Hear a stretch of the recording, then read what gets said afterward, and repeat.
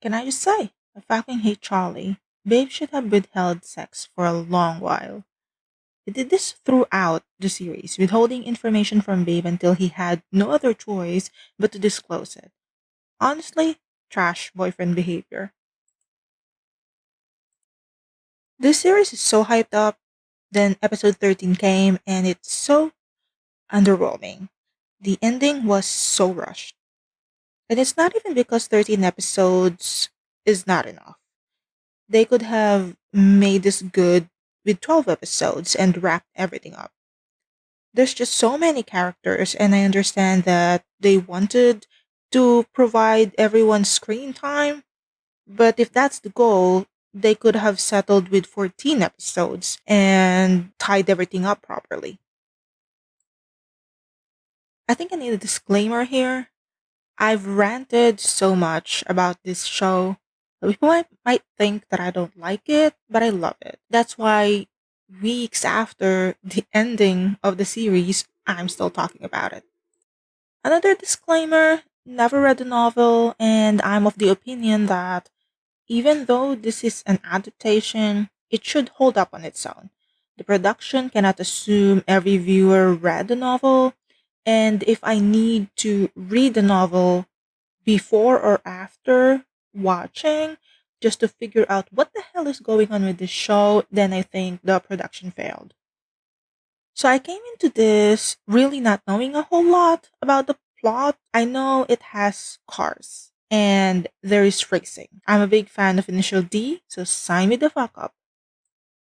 Few seconds into the episode and Alan is already info dumping about how great Babe is. I don't like being info dumped through narrative. I would prefer that you show it to me. Show it to me on the screen. I'll be more engaged with the character if you do that instead of dumping me with a whole lot of information on how great the male protagonist is. It'll be a cold day in hell if our male protagonist is not amazing in any way. I'm just not as connected to the details when it is not shown on the screen because I'm a visual learner.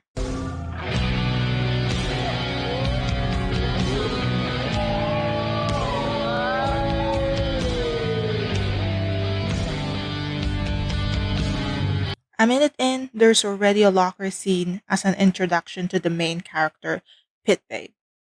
The locker scene, I guess, did a bit of showing us about Babe's enhanced senses, giving us some glimpse of it, as well as the first race scene. But the race is mostly cuts of the race and close ups of the racers, so I'm not really sure what we are supposed to get out of that. I would have loved to see cuts of their steering and some footwork to show me how great of a racer Babe is and Dway as well. When Alan mentioned that Babe is a special alpha, I'm not really sure if he's talking about being an alpha male, in quotations, the infamous alpha males on the internet nowadays. Then Babe mentioned alpha's smell, which I'd assume means pheromones. So it's an Omegaverse story. But spoiler alert, say it again, spoiler alert, one more. Spoiler alert, no omegas. There's no omegas mentioned in the series at all. They do have enigmas. I don't think enigmas in the Omegaverse context or universe, I don't know what you're going to call it, fandom, really kicked off that well because in the couple of big fandoms that I'm in, when I read Omegaverse fanfics, there's really not a mention of enigmas. So I don't think it really became popular. So I'm not sure why that is the choice for this particular series to use enigmas instead of omegas. And like I've mentioned earlier, I did not read the novel. They also did not discuss the context of women in this world as well as the second gender and how it works because they showed female in this world in the background, but only the classification of males was discussed. I know it does not move forward the plot in any way, but when you're world building, especially in the fantasy fiction like this. Fantasy fiction, of course, fantasy is fiction. I'm confused. These small details are very important to give context to the story that you are telling. So going back to Babe's enhanced senses is very inconsistent from what I can tell because he constantly goes to a bar. And wouldn't that distract his heightened senses because it's so noisy in there and there's a lot of people in there? If it was me, I'll definitely just stay at home where I can concentrate and it'll be quieter. But that's probably just me because I'm an introvert. So, moving on. Of course, a special alpha main character is talented, good looking, popular, and rich, is what I could assume at this point because racing is expensive. So, I guess with how much the rest of the characters hyping up Babe at the start of the first episode, I would have been very disappointed if he did not slay. But he did. So, after the race, the first race scene in episode 1, we finally meet his other half, Charlie, who is honestly really, really cute being pushed against the wall. But that's just me. And with this meeting, we're introduced to the main trope, I guess, of the series, which is friends with benefits to lovers. They're not exactly friends, so I guess that's just fuck buddy to lovers. All the more power to you, I guess. So, rich, powerful wolf meets sweet, innocent puppy. It's one of the oldest tropes in the book because it works. Power imbalance in romance just works. It's not always handled in a very healthy way, but we love that kind of tropes. So we're back to the locker, Babe's favorite spot, I guess. And at first, I'm very uncomfortable with him approaching and touching Charlie without getting any consent yet. But that uncomfortable feeling disappeared after a few seconds because Charlie initiated the next move. So I guess that's consent. We love gray areas in this BL world. Okay, so before we move on to the rest of the first episode as well as the second episode, and of course, Tony, who is the main antagonist of the series, I just have one grief with the drifting challenge that they had with Winner. They said Winner is better at drifting, and Babe also mentioned that he has not done drifting in a while, but they have Charlie sit as a passenger. The added weight throws off the balance of the car. So it would have been more believable and it will show Babe's supposed expertise as the king of the Hallows. If in the second run, he told Charlie to get off the fucking car because he's throwing off the weight distribution. Because Winner specifically mentioned that these two cars that they are going to use for the drifting challenge is the same make, the same brand, the same model as what they normally use. So why would you ask someone to throw off that weight distribution by having Charlie sit in the passenger? But enough about that. That's not the point. That's not the point of the series. Moving on. So we were given a glimpse of the antagonist, which we all know is going to be Tony. And further into the episode, he was eventually revealed, like it's such a mystery. They did this with Love in the Air when they introduced Payu. They were hiding his face, like we didn't know that it's going to be him, and that they did not already shown it in the first few scenes, which is so confusing to me. So Tony is a very successful businessman, and he we learned that he's Babe's adoptive father, but he meaning Babe ran away from him, but Tony did not really let him go and is plotting to basically get Babe back. And his funding the rival racing team to pressure Babe and the other people around him to leave him and for Babe to come back, which is basically the whole plot of the series. Honestly, at this point, Wei seems to be the logical one, concerned about Tony's movements and disappointed in Babe's, brushing off his concern and being really very cocky. And that conversation between Wei and Alan had me rooting for Wei. Because what's better than enemies to lovers? It's friends to lovers, especially when one of them is pining. That's just gold. Babe being dismissive of Wei's concern, and then in the last few scenes, we of course learned that Charlie is really very, very suspicious.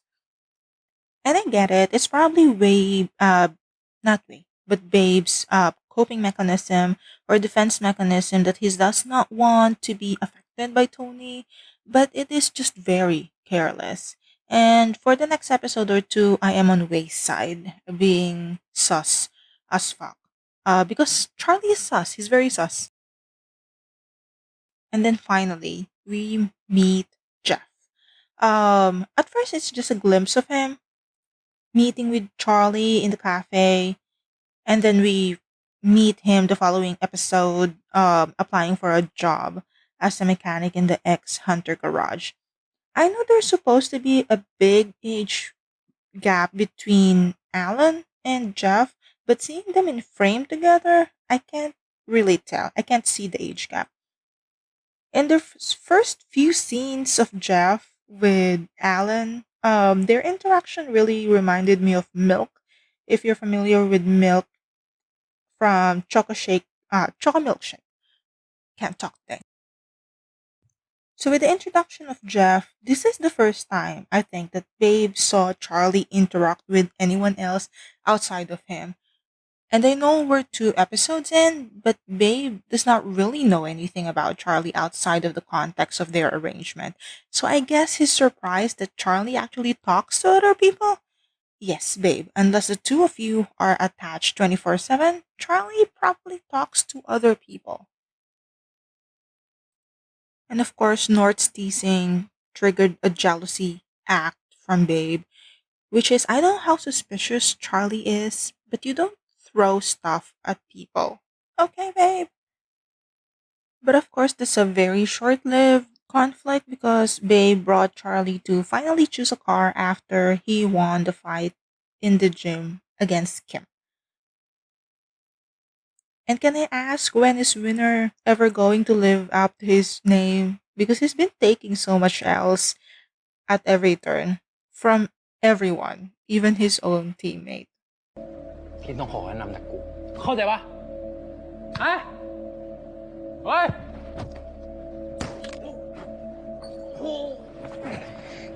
มึงจะลองของจริงสักตั้งไหมล่ะเซฟมึงจะได้หายสงสัยสักที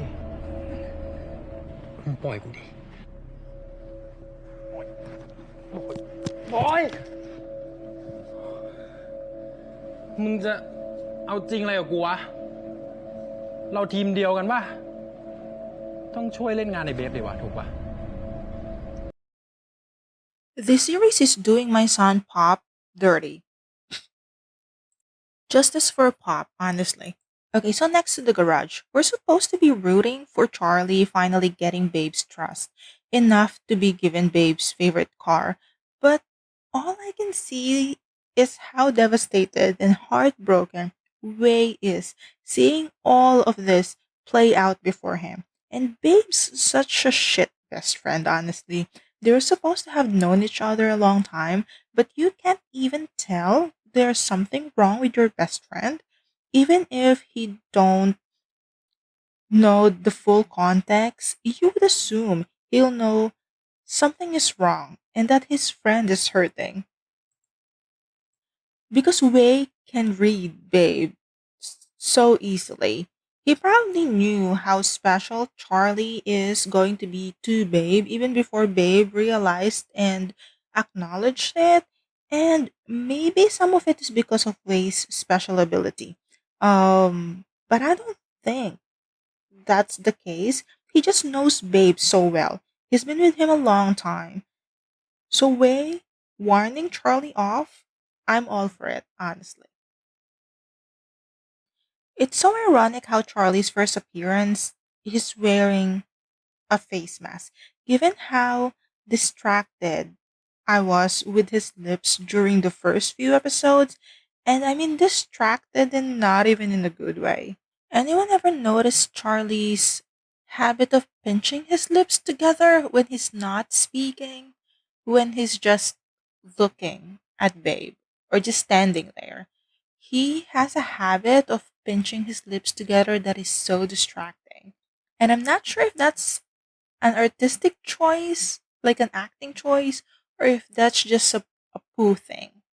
Like, the actor himself having that characteristic or that habit.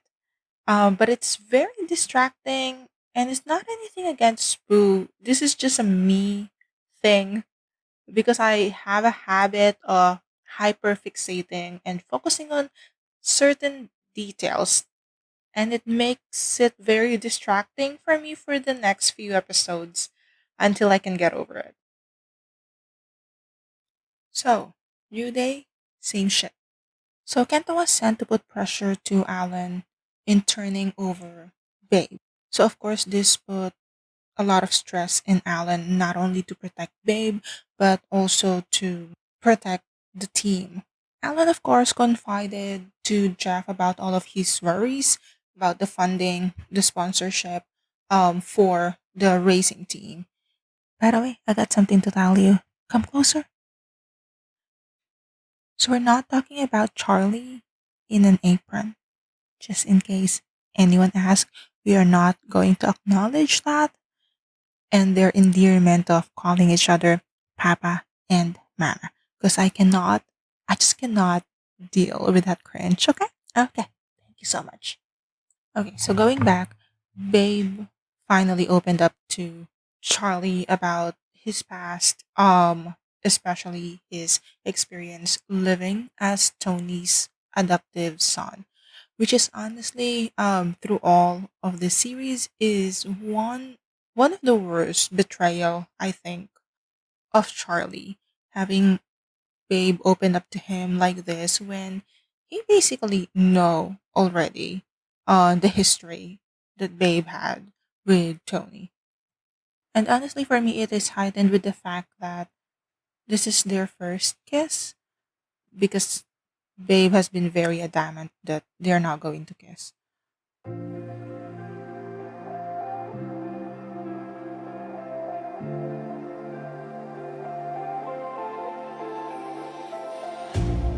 You hurt me, you did, several times. It hurts to admit that we're no different. I find it hard to commit, but you don't even try. Still, I'm better with than without you. Oh, I'm on it, I want it, but why do you seem to call it your eyes? I can't tell if you're here or you're out there. Do you wanna be out there? You don't need to be Prince Charming to me. I just need this to be real. I don't need no fairy tale. You don't need to kill a dragon for me. Ooh, I don't need no fairy tale.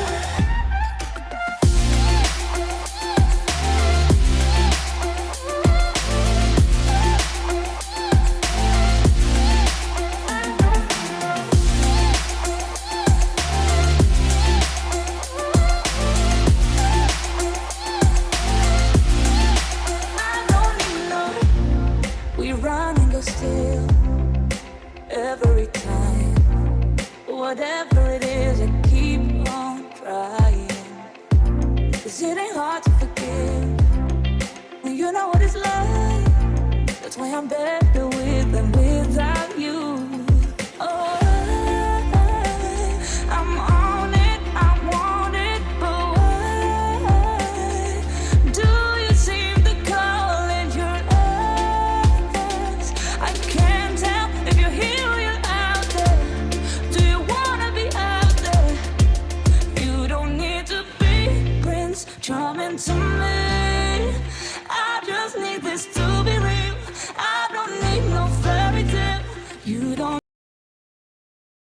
should have been a really sweet moment that we can just enjoy. Unfortunately, at the back of my mind, I'm thinking Charlie manipulated his way into this. And this would have been a good point in the series or in the story for Charlie to come out to Babe about why he approached him and why he is there, but he did not say anything.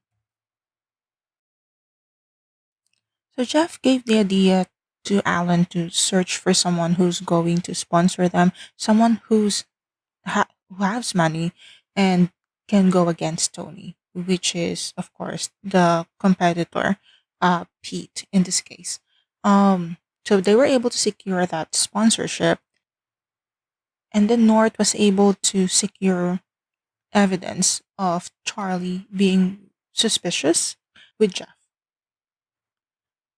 So they showed that to Babe and confronted him about it.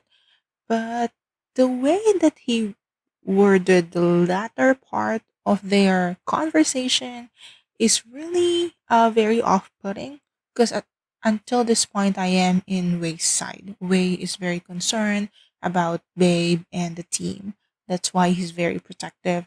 But when he told Babe to go back to your old self and not to tie your life to anyone else, and that no one truly loves them, I started being very doubtful of what kind of love Wei has for Babe.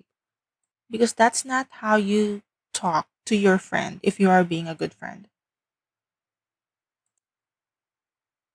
And so, in a classic BL miscommunication move, Babe did not confront Charlie about the video that Wei showed him, but he followed him instead.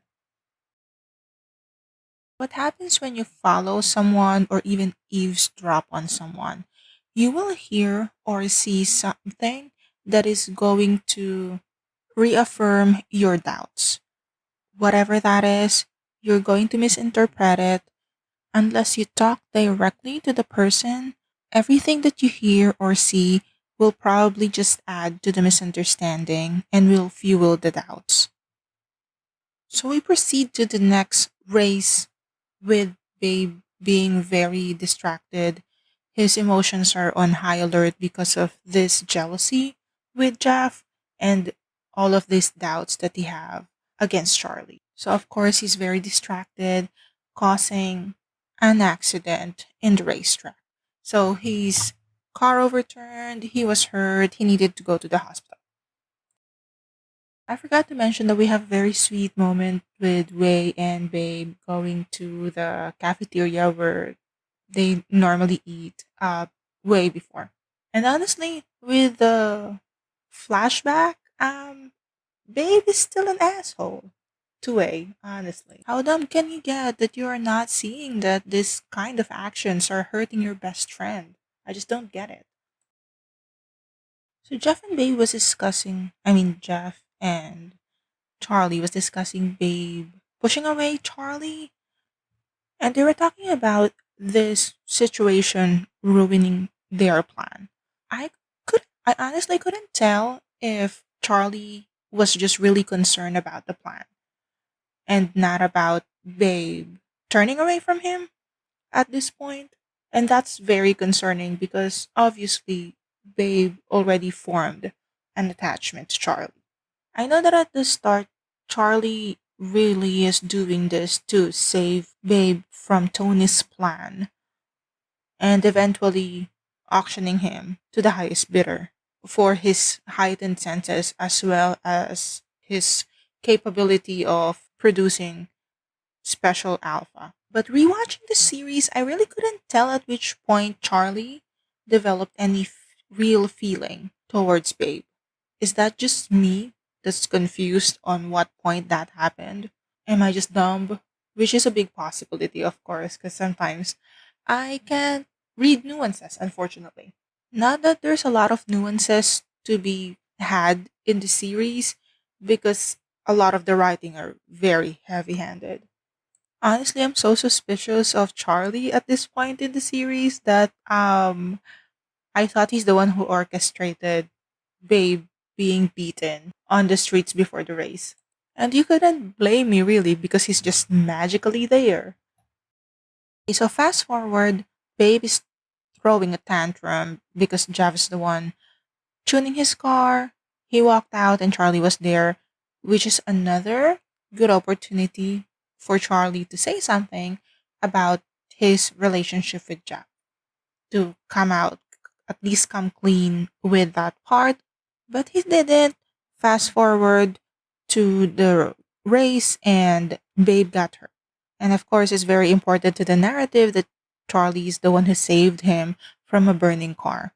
Why? I don't know. He was just there, and he was the one who had to save him. So with Babe's accident, doubts were thrown to the newest guy in the garage, who is Jeff. And of course, Charlie had to come out and defend him and eventually admit that they are brothers. And note that he admitted this first to the team and not even Babe. I understand Jeff's feelings were hurt that Alan did not automatically side with him, but what do you really expect? These are people Alan had been with for years. You're the newcomer. And in reality, you and Charlie were the ones hiding things. The hypocrisy. And when Babe heard that Jeff and Charlie were brothers, he was obviously very relieved and happy. But that's not supposed to be your concern right now. Check your priorities, babe. Someone was just trying to kill you. And your concern is that Charlie and Jeff is not romantically involved. Really? Okay. Honestly, I'm way the disbelief on my face. I might sound really, really biased because I keep agreeing on Wei. Don't worry, I'm going to turn against him later.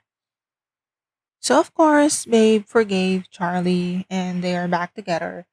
And it's Jeff who have the audacity to be angry at Alan. And like I mentioned, I know why he's hurt. Because he thought him and Alan was building a really good friendship with Alan being the one who keep approaching him. But can we be realistic for just a minute? The guy knew you for a hot minute, okay? He's not going to just turn against his team, who he's known for years, just to defend you. You're probably not going to do that, so you could not expect someone else to do that for you. So Pete and Ray finally met in at this episode, but I don't think it has the impact that they were hoping for. At least to me, it did not have any. You know what had an impact to me? Tony throwing a glass of juice at Kenta. And I'm like, Kenta, grow a backbone, okay? Leave this asshole. Honestly, at the end of the series, I was hoping that Kenta was the one plotting Tony's demise in the background. But spoiler alert, it was not him, unfortunately. So going back to Charlie and Babe. So this is also the episode that they realized Babe lost his special senses. And another great opportunity for Charlie to come clean and tell Babe about why he's here and that he's the reason Babe lost his senses. But he still did not. You're losing your chances, Charlie. It's episode 5. And I've been shitting on Charlie for the last 30 minutes. But I think one of the things that I really enjoyed with Charlie and being with Babe versus Way and Babe is that Charlie always reaffirms Babe's confidence. He always supports him. He verbalizes his admiration of him. And he's definitely blatant with his affection. Whether that's just lip service or if he really meant it, I couldn't tell at this point. Actually, I couldn't tell until the end of the series, honestly. And in return, Babe also supports Charlie and encourages him, or at least supports him in his emotionally stunted way. Because Charlie's definitely the one who's more vocal between the two of them about his feelings. The thing is, with everything that he's plotting and manipulating at the background of this story, I couldn't tell how genuine that is. But if I'm not thinking about that, they definitely have a very healthy relationship with Charlie always verbalizing his admiration and his belief in Babe, which is something I think Babe really appreciates, and that's why he immediately developed quite an affection, quite a connection with Charlie, even if they've only been together for 5 episodes. I really couldn't tell the timeline of the series. It's always very confusing. Now, going back to Babe and Charlie, Charlie finally ran out of time and Babe found out, wait, it's the wrong script. Wrong page, start over. So Charlie finally made it to the team, which is honestly a dick move. Dean's been practicing with them for a while, and they made the decision after one race. It should have been a few runs at least, or maybe they just did not show that because obviously we need to push Dean into betraying the team. And now, the only thing missing is Jeff, and Alan would need to get to him. Because Charlie's plan is not moving forward without Jeff. What's the plan? I have no idea. I don't think Charlie knows too. Okay, before I go off on Charlie's ridiculous nan plan, we're halfway through and we're finally getting more progress of Alan and Jeff's storyline. Insert my favorite scene here in episode 6.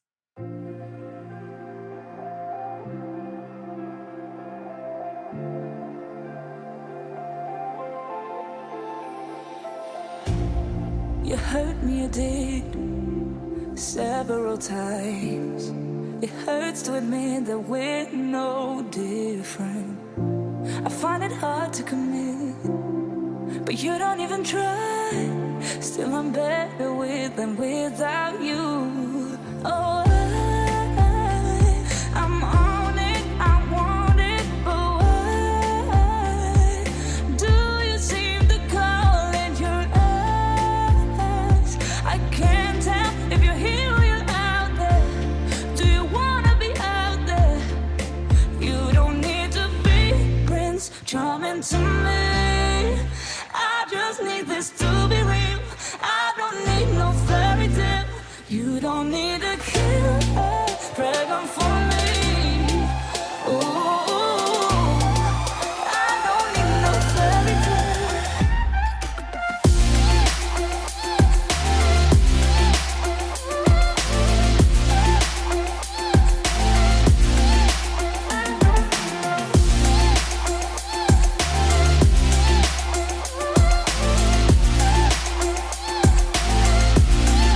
I don't need no. We run and go still every time. Whatever it is, I keep on trying. 'Cause it ain't hard to forgive when you know what it's like. That's why I'm better with than without you. Oh, I'm on it, I want it, but why do you seem to call it your eyes? I can't tell if you're here or you're out there. Do you wanna be out there? You don't need to be Prince Charming to me. I just need this to be real. I don't need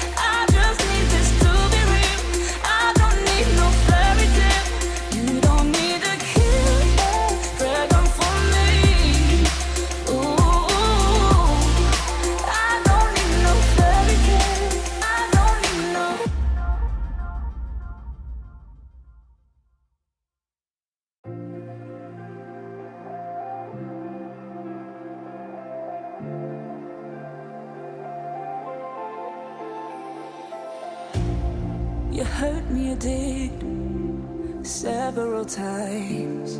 It hurts to admit that we're no different. I find it hard to commit, but you don't even try. Still, I'm better with than without you. Oh, I'm on it, I want it, but why do you seem to call it your ex? I can't tell if you're here or you're out there. Do you wanna be out there? You don't need to be Prince Charming to me. I just need this to be real. I don't need no fairy tale. You don't need a killer dragon for me. Ooh, I don't need no fairy tale. Okay, enough simpering. Going back to the story, Babe brought Charlie to his hangout place to see the stars. Honestly, the amount of time I've seen shooting stars in BL are shooting stars euphemism for something that I don't know. Educate me. Babe finally asked Charlie to be his boyfriend officially, and they're talking about having kids, and I wanted to shout at Charlie to please finally talk to Babe. Come out and talk to him. Something like, oh, by the way, I'm asking about children because our adoptive father wants to breed your children. But of course, it did not happen. And on top of that, Babe also brought Charlie to his childhood home.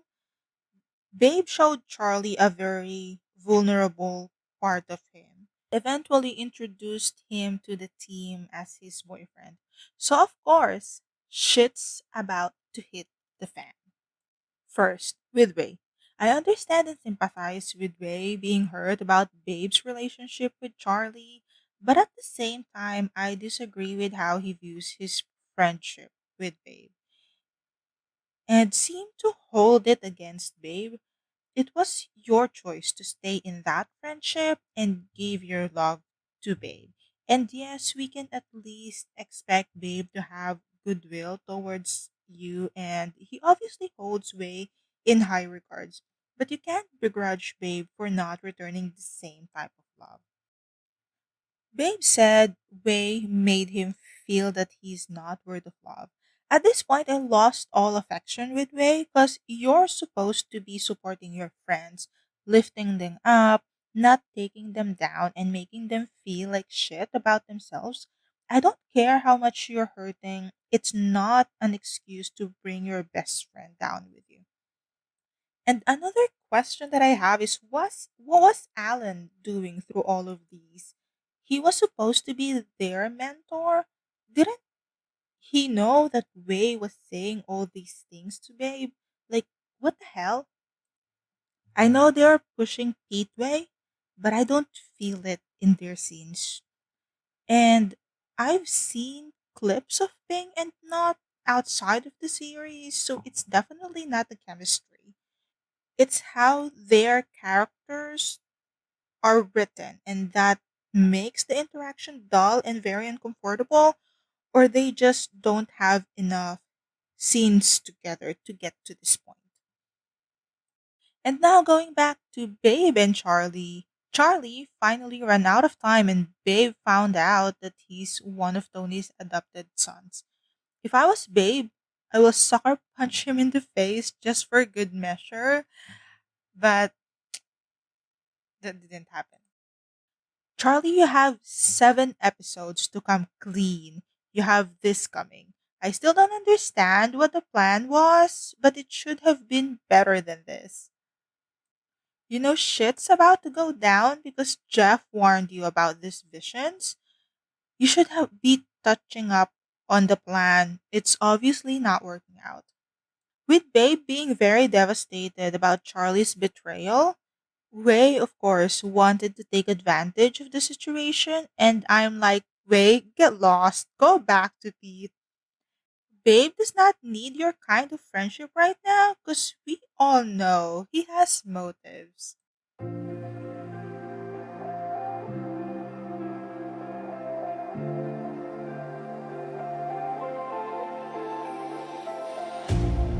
You hurt me, you did, several times. It hurts to admit that we're no different. I find it hard to commit, but you don't even try. Still, I'm better with than without you. Oh, I'm on it, I want it, but why do you seem to call it your ex? I can't tell if you're Kim, drink that again and make me believe you actually did. Episode 7 is just me wanting to protect Babe from everyone. From Way, from Tony, from Charlie. Give the man a fucking break. But of course, the conflict did not even last a fucking episode. And how Charlie and Babe's confrontation went down is very emotionally manipulative on Charlie's part. I understand Charlie giving Babe the information about the other kids in Tony's foundation, but telling him about acquiring Babe's special senses and in the same breath saying, I could return it to you if I die. Of course, Babe's going to say no. You know, Babe's going to say no. He did not even give Babe a chance to process all of this. After this, I'm like, Charlie, can we go back to the fact that Tony's after Jeff, please? Your plan sucks. So we need to get back to Jeff, okay? Because can we acknowledge the fact that through all of these, Charlie does not actually have a concrete plan other than getting close to Babe. And his next plan is more nonsensical, just wait for it. Because after all of this drama, he turned around and pretended to be dead. Spoiler alert for anyone who hasn't seen it. I wasn't going to acknowledge Wei waiting for Babe at the restaurant because at this point I don't have any sympathy left for him. But it's really heartbreaking and Babe could have at least called and canceled before having car sex with Charlie. I need some fucking basic courtesy from you, Babe. And by the way, that car sex is not as easy as they made it seem to be. Just saying. Not that I have any first hand experience. And it's not about it being cramped. There's just not enough space there. You have to pull the seat back. Okay, I'm going to stop. Moving on. So Kim got caught, but what do you expect, my dude? No one's thinking in this show, least of all the main characters. And Kenta, this is not the kind of knife play we're expecting from you, babes. Jeff finally opened up to Alan. Not that he have any choice at this point, but he also opened up to him emotionally. Jeff talking to Alan, at least I could believe he's really sharing parts of himself to him without any ulterior motive other than to be closer to Alan. Charlie talking to Babe, my dude, make me believe you're the sweet, devoted love interest. Give something else, Charlie, because these smiles are not doing it for me. I'm more suspicious. Ray talking to Pete about being a good person, my dude, you've never been a good person. You've been self serving from the start. Life lesson 101, if you're referring to yourself as a good person, you're probably not. Another thing I don't understand about their special senses, Jeff had a premonition without touching anyone. Was that because the vision was about him? Make it make sense, my loves. Just a little continuity. So Jeff saw a vision of someone getting hurt in Tony's place. So naturally, he went there. Like I said, no one's thinking properly in the show. Did not bring anyone with him, did not tell anyone where he's going. So Kenta caught him because Kenta only have a soft spot for Pete apparently. He lets go Pete after lots of staring and more knife play, I guess. Halfway through episode 8, finally some semblance of a plan. But don't get your hopes up too much. It's about to fall apart. Jeff's missing, and no one has noticed it yet. North and Sonic was not able to save Kim, but they also alerted Winner that they know something. And of course, we all know there's a traitor in their midst. I have questions though. Why are people going off on their own without alerting anyone? And why is everyone concerned about Kim? I'm going to sound so mean, but what is Kim's importance in all of these? When Wei and Pete are plotting in the background, the Enigmas are actually the main characters in the show. We were just not told. Honestly, the scene between Wei and Babe is amazing. Nat and Pavel's acting really shows how much they've grown and improved from their previous shows, and also highlights that some of the cast still has a long way to go. Jeff had another vision while touching a marble countertop, and Charlie's great plan begins. And at this point, I'm not going to go through each episode anymore because this is where everything went off the track. I just have so many questions about the last three episodes, and the last episode honestly gives me flashback of my Gangster Opus final episode, just a bit better. Not much, just a bit better. Okay, questions. We need answers. First question: where did the vaccine came from? It was so out of pocket. There was no setup from previous episodes, no hinting on it unless I missed it, of course. The plot twist would have to be earned to make it work and for it to make sense in the storyline. Because if you introduce a new concept or a new plot line, suddenly it's going to be very confusing. And I'm not exactly sure what happened to the vaccine after all of these. But that's fair. I signed off mentally by the time we're in 12th episode. Question 2.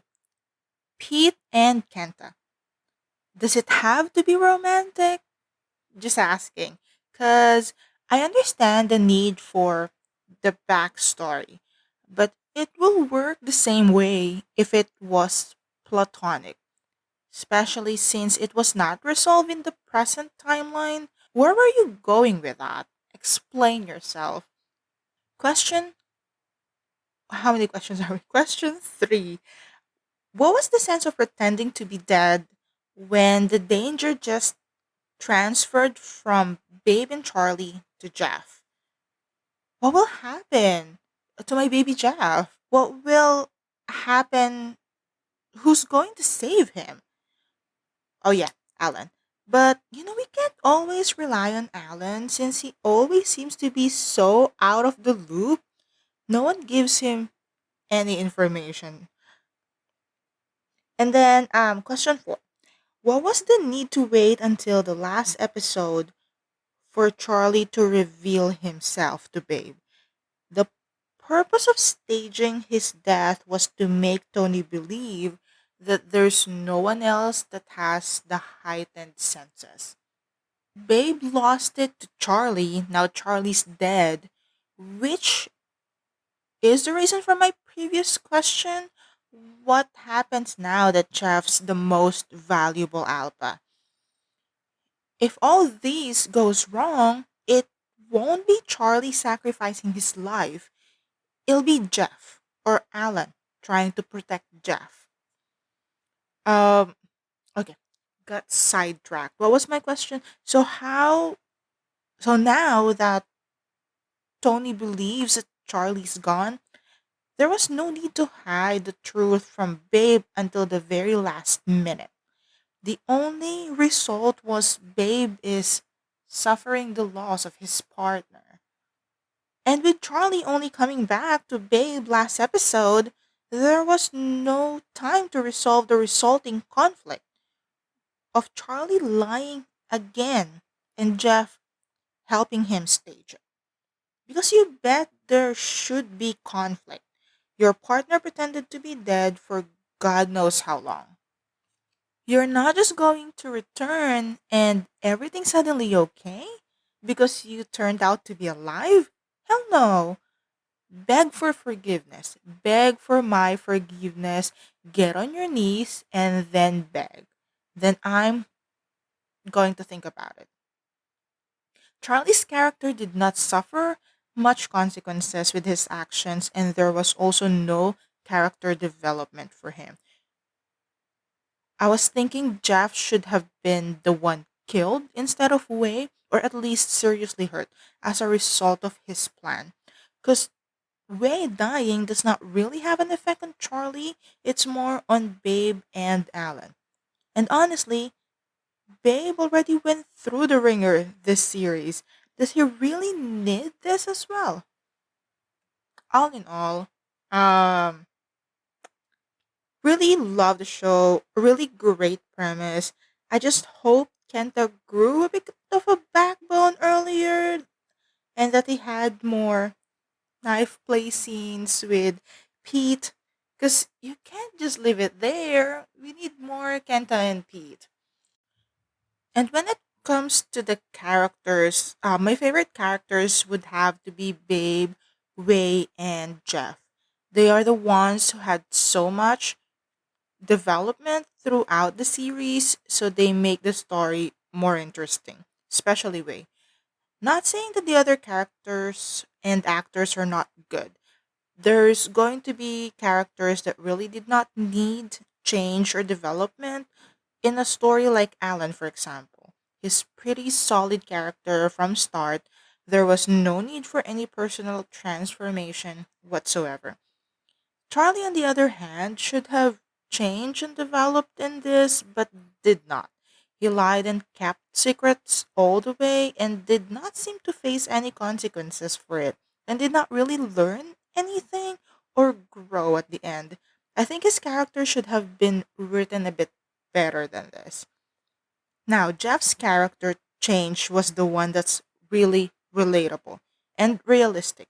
Being aloof, closed off, and a bit scared of the world, but slowly opening up when someone reached out and had the patience to wait for him to settle, be more comfortable, someone moving at his pace instead of pushing his way in.